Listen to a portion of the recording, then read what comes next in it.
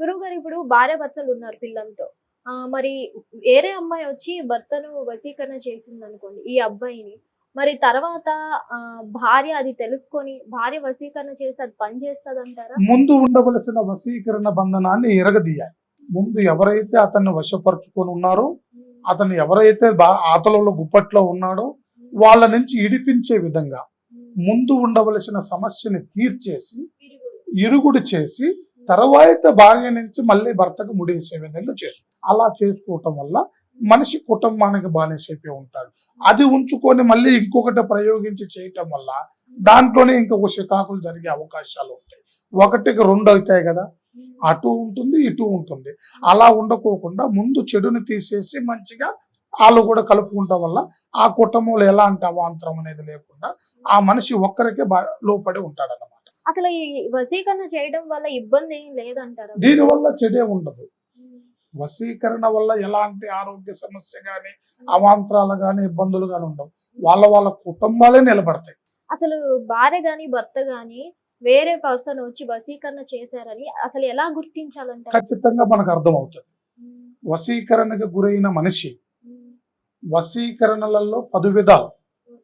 వశపరుచుకోవటం వేరు, వశించటం వేరు.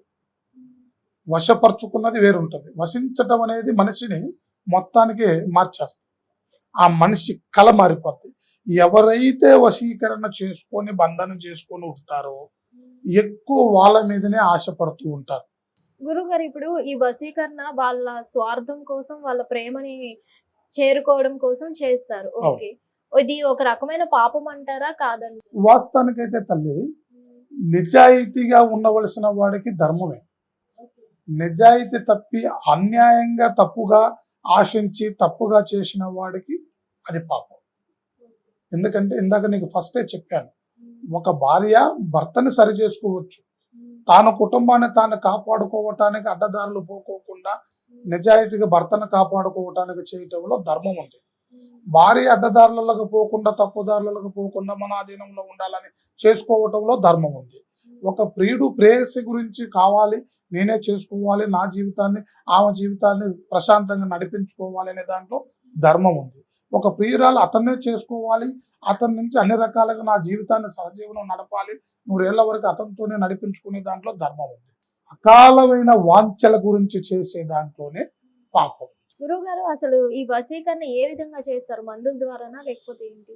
మందు ద్వారా కాదు, ఇది మంత్రం, చెట్టు క్రియ. ఒక మంత్రంతోనే, ఒక చెట్టు క్రియతోనే, ఒక బంధనలతోనే వశపరచం.